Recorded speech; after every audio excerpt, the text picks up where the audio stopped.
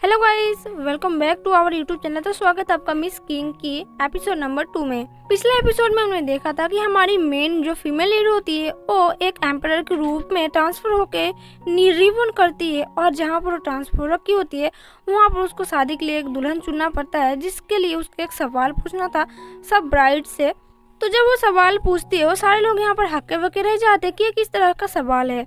और ये सवाल सुन के वहाँ पर जो लड़की आती है वो उनको लगता है कि ये शायद से मैजिस्ट्रेट हमको हेल्प कर रहे हैं सारे क्वेश्चन का आंसर देने के लिए, इसलिए इतना इजी सवाल पूछ रही है। तो वो बहुत ज़्यादा खुश हो जाती है और आंसर देने लगती है, जिसका जवाब देते हुए लड़की कहती है कि साउथ ईस्ट में रहने वाला नाइचन फैमिली का एक पैलेस है और इस पैलेस का नाम है निंग किंगडम। जिसके बाद हमारी फीमेल लीड कहती है कि अच्छा तो ये निंग किंगडम है, अब मुझे पता चला, चलो इससे और भी सवाल पूछ के मैं इसके बारे में सारे जानकारी ले लेती हूँ।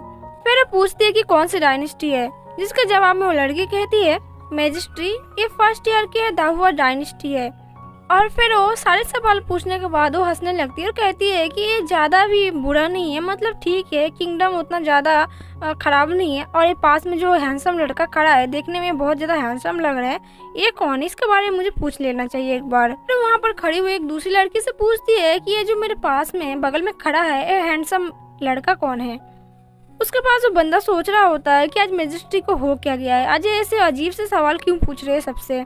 जिसके जवाब में वो लड़की कहती है कि फर्स्ट क्लास के ऑफिसर कैप्टन है और आपके मंत्री है और इनका नाम है लिन जाओ। सुनने के बाद वो बहुत ज्यादा खुश हो जाती है। वो कहती है इतना जानकारी मेरे लिए काफी नहीं है, मुझे और कुछ जानना चाहिए, देखने में तो बहुत ज्यादा गुड लुकिंग है और इसकी बातें मुझे और कुछ जान लेना चाहिए, शायद मुझे कभी काम आ जाए, और वैसे मुझे कुछ पता भी नहीं है इनके बारे में। फिर वो अपने पीछे की ओर मुड़ के देखती है तो उसके पास वाली जो लेडी थी वो बहुत ज्यादा गुस्सा हो रही थी उसे देख कर बेतु की सवाल पूछते हुए, जिसे देखने के बाद हमारी जो फीमेल लीड रहती है वो बहुत ज़्यादा डर जाती है। वो कह रही होती है कि लेडी कौन है, जिसकी ओर देखते हुए हमारी फीमेल लीड कहती है इसे देख के तो नहीं लगता कि ये कॉस्बिन हो सकती है और ये उम्र में भी बड़ी लग रही है, तो ऐसा नहीं हो कि यहाँ पर शादी के लिए प्रपोजल करनी आई है। मुझे लग रहा है कि ये यहाँ पर बड़ी कोई एम्परर की उससे भी ओहदे में ऊँची होंगी और मुझे इनके बारे में थोड़ा जानकारी ले लेना चाहिए, क्योंकि इनकी चेहरे का एक्सप्रेशन देख के मुझे ऐसा लग रहा है कि अगर मैंने कुछ मिसबिहेव किया तो मेरी तो वाट लग जाएगी। तो मुझे उससे पहले मुझे जानकारी ले लेना चाहिए कि ये है कौन और यहाँ पर कर क्या रही है और मेरे साथ इनका रिश्ता क्या है। और फिर वो डरते हुए पूछ ही लेती है कि मेरे पास में जो लेडी बैठी है वो कौन है। और ये सवाल सुनते वो लेडी भड़क के उठती है और कहती है कि मेरे साथ खेलना बंद करो लोंकू, क्या तुम्हें नहीं पता कि मैं कौन हूँ? मैं तुम्हारी आंट हूँ और तुम अपनी आंट के साथ ऐसे कैसे बिहेव कर सकते हो? मैं तुम्हारी अपनी आंट हूँ, फर्स्ट प्रिंसेस सेनाई। इतनी ऊंची आवाज सुन के जो हमारी फीमेल लीड रहती है वो डर जाती है और कह रही होती कि अच्छा तो इस एम्परर का नाम लोंगकुई है। फिर वो कहते हैं कि मुझे यहाँ पर और भी कुछ करने से पहले मुझे यहाँ की सारी जानकारी ले लेनी चाहिए, और इस आंट को देख को लग रहा है कि ये बहुत ज़्यादा एग्रेसिव है और बहुत ज़्यादा रूड है, मुझे इनसे बात करने में बहुत ज़्यादा डर लग रहा है। क्या पता है ये कितनी बड़ी पोजीशन में हो, लेकिन उससे पहले मुझे सारी जानकारी पहले ले लेनी चाहिए, तब जाकर मुझे कोई काम करना चाहिए ताकि कोई गड़बड़ ना हो। और इन्हें देख के ऐसा भी लग रहा है कि ये पावरफुल पोजीशन में है और इनकी पावर को पता यहीं से लग सकता है कि ये जब चिल्लाती है तो सारे लोग चुप हो जाते हैं। अभी के लिए मैं यहाँ पर यही रहने देती हूँ, बाद में मैं इनके लिए और भी बहुत सारी जानकारी ले आऊँगी इकट्ठा करके, लेकिन फिलहाल इसको कैसे भी करके इस जगह से मुझे यहाँ से जाना पड़ेगा ताकि मैं सिचुएशन को बाद में अच्छे से संभाल सकूँ। अब आंटी यहाँ पर अपने गुस्से को संभालते हुए कहती है कि योर मैजेस्टी, मैं यहाँ पर पूरे दिन आपकी दुल्हन चूज करने में बैठी हूँ और आपको अभी तक ये भी पसंद नहीं आई, क्यों ना आप सारी लड़कियों को चूज कर ले, आपके एक एक नंबर के हिसाब से सारी लड़कियां यहाँ पर रहेंगी और आप चाहें तो यहाँ पर पूरी लड़कियों को भी, मतलब सारी लड़कियों को भी चूज कर सकते हैं, क्योंकि मेरे पास ज़्यादा टाइम नहीं है आपके साथ यहाँ पर बैठ के पूरे दिन लड़कियों को चूज करूँ आपकी शादी के लिए। आप कोई एक को चूज कर ले या फिर सारी लड़कियों को भी ले ले, इसमें कोई दिक्कत की बात नहीं है। जिसे सुनने के बाद जो लोंगकू रहती है वो सोच रही होती है कि क्या ये मेरे साथ मजाक कर रही है। एक असली मर्द जो होता है वो अपनी खुद की लेडीज को संभालने नहीं पाता, लेडी को संभाल नहीं पाता।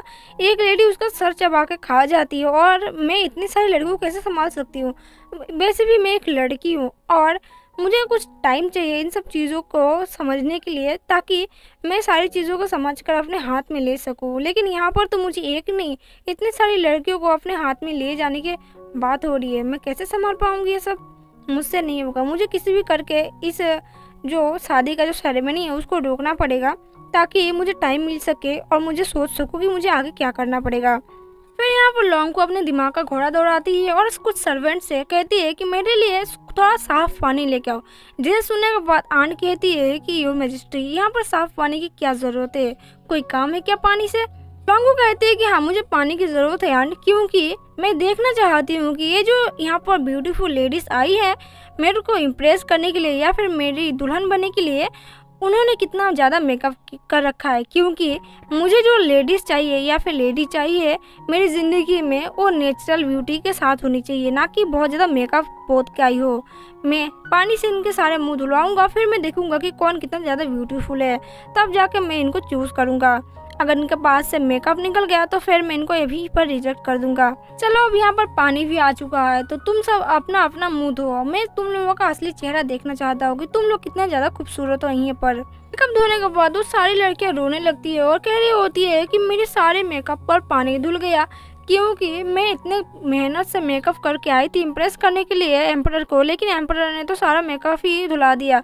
अब मैं कहाँ पर जाऊँ? मुझे नहीं लगता कि अब हमें कोई पसंद करने वाला, क्योंकि इन लोगों ने तो हमारा चेहरा देख लिया और हम जो मेकअप से अपना चेहरा ढक के आए थे वो सब लोगों ने यहाँ पर देख लिया। अब हमारी शादी कहीं पर भी नहीं होगी। क्या हमें सर्वेंट का भी काम मिलेगा या फिर नहीं मिलेगा? और सारी बेचारी यहाँ पर रोने लगती है। और इसी के साथ हमारा एपिसोड नंबर 2 यहीं पर एंड होता है।